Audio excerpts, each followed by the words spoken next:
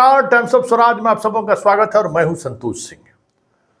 और आज हम टाइम्स ऑफ स्वराज में बात कर रहे हैं कि क्या मोदी का जो मैजिक रहा है या जो मोदी को लेकर जो आकर्षण रहा है वो अब धीरे धीरे छिन्न हो रहा है क्या।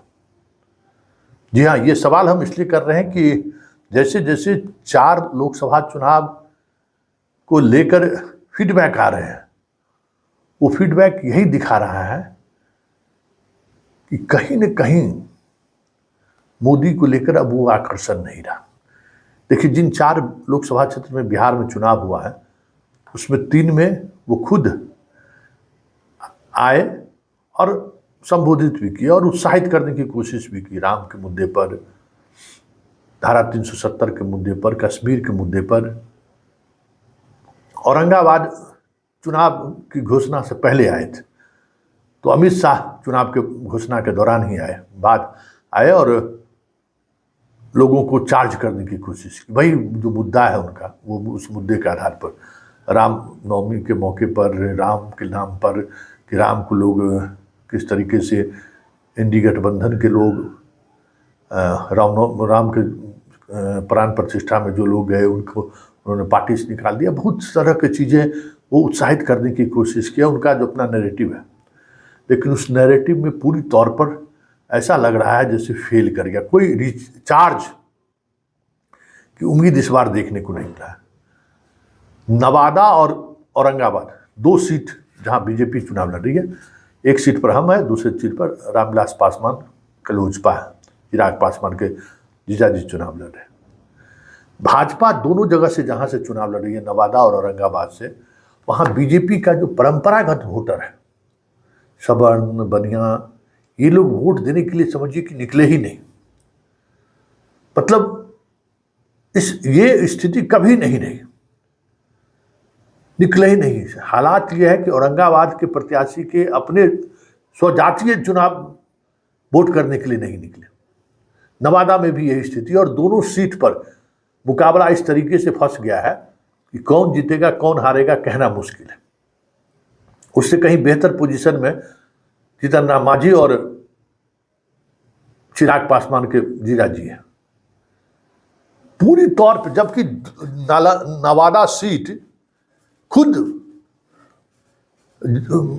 अमित शाह का चॉइस था कि नवादा सीट इस बार नहीं छोड़ेंगे। और उस नवादा में ये स्थिति हो गई है कि जो कोर वोटर जो था वो पूरी तौर पर बिखर गया। और उसके बाद प्रदेश अध्यक्ष जिस वजह से तमाम हायरार्की को तोड़कर सम्राट चौधरी को बनाया, इन दोनों कॉन्स्टिट्यूंसी में उनके जाति के वोटर 100% एनडीए के खिलाफ वोट किया, मतलब दोनों जगह प्रत्याशी ही खड़ा था। इतना ही नहीं, जमुई में भी कुशवाहा वोटर वोट गिराने के प्रति आकर्षित नहीं रहा। आखिर इसकी क्या वजह है?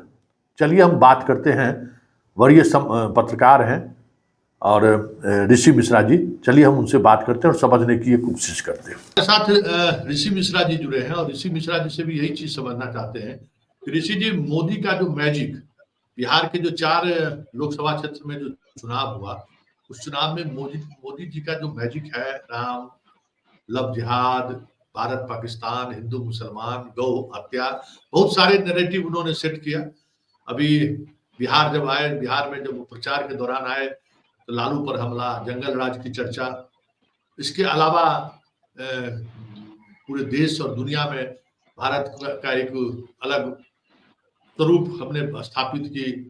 और मोदी है तो मुमकिन है, मोदी की मतलब गारंटी, मतलब पक्की गारंटी, बहुत सारी चीजें वो कह के गए। और वो तमाम कॉन्स्टिट्यूंसीज में लगभग, जहां औरंगाबाद में चुनाव से ठीक पहले और बाकी गया, जमुई और नवादा में उनका कार्यक्रम हुआ है। नवादा सीट तो वो कह सकते हैं कि इस बार पूरे दावेदारी के साथ उन्होंने कह दिया कि नवादा सीट हम सहयोगियों को नहीं देंगे। लेकिन जो सूरत हाल है कि नवादा सीट सबसे ज्यादा फंस गया है बीजेपी के लिए। जीत हार अलग बात, दूसरी सीट औरंगाबाद है और जो दोनों सीट पर बीजेपी खुद लड़ रही है।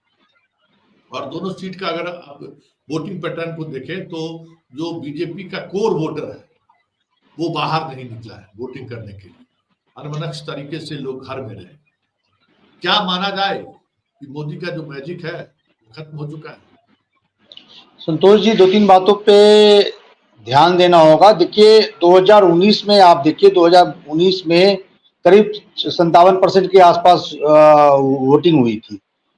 यही ट्रेंड आसपास जो है 2014 का था, लेकिन इस बार 2014-2019 में मोदी मैजिक था। जहां भी नरेंद्र मोदी ने प्रचार किया 2014-2019 में, वहां जहां एनडीए बीजेपी के कैंडिडेट कमजोर थे उस समय, और मोदी जी के रैली के बाद वहां मोमेंटम चेंज होते हुए दिखा, और वो मोमेंटम नतीजे में भी आपने देखा होगा। लेकिन इस बार ये वोटिंग पैटर्न देखिए, करीब 10% का डीप है, 10% का कट आउट है पूरे, यदि 19 और करीब 14 से तुलना करें तो ये कहीं ना कहीं, और तमाम क्षेत्रों से, जिन 4 लोकसभा क्षेत्रों में कल वोटिंग हुई है, आप वहां के तमाम लोगों से, वहां के जो लोकल पत्रकारों से जो हमारी बातचीत हुई है, उस आधार पे मैं बता रहा हूं, नरेंद्र मोदी यानी बीजेपी का इमोशनल कार्ड बिल्कुल नहीं चला। खासकर राम मंदिर, जिस प्रकार से फरवरी में तामझाम के साथ भगवान राम मंदिर का शिलान्यास किया गया था, 370 लव जिहाद, तमाम ऐसे मुद्दे जो बीजेपी का कहीं न कहीं एक तरह से टेस्टेड फार्मूला था जीत का, वो खासकर फर्स्ट फेज में बिहार में देखने को नहीं मिला है। आप देखिए 10% का डीप होना है, यानी बीजेपी के जो कोर वोट बैंक है उनका ना निकलना। सबसे बड़ा सवाल ये है कि बीजेपी जो है संगठन आधारित पार्टी मानी जाती है, जिसके पास आरएसएस का बैकबोन है, जिसके पास पन्ना प्रमुख तक के दावे किए जाते हैं कि हर वार्ड में, हर बूथ पे हमारा पन्ना प्रमुख है। इन तमाम कोऑर्डिनेशन के बावजूद भी, मोदी मैजिक के बावजूद भी, मोदी की गारंटी के बावजूद भी इस प्रकार का फॉल आउट होना, यानी संगठन चाह के भी, यदि मजबूत संगठन आप माने बीजेपी का, और वो है भी मजबूत संगठन होने के बावजूद भी, आरएसएस के होने के बावजूद भी, लोगों को घर से नहीं निकाल पाना, बूथ तक नहीं पहुंचाना, कहीं न कहीं नरेंद्र मोदी के प्रति जो लोगों का उल्लास या प्यार 2019-2014 में था, वो इस बार देखने को नहीं मिला है। और आपने बिल्कुल सही कहा, नवादा में करीब करीब मुझे लगता है कि यदि राजवल्लभ यादव के भाई डेंट करते हुए उतना डेंट नहीं करेंगे, तो निश्चित ही विवेक ठाकुर चुनाव इस बार हारने जा रहे हैं। वही स्थिति औरंगाबाद की है। वही थोड़ा जो रिपोर्ट है, जीतन मांझी थोड़ा सा कंफर्ट पोजीशन में है, लेकिन कोई आसान लड़ाई उनके लिए भी नहीं है। जमाई राजा भी जमुई में फंसे हुए हैं। तो तमाम जो सीटों से रिपोर्ट आ रही है संतोष जी, खासकर बीजेपी के लिए, एनडीए गठबंधन के लिए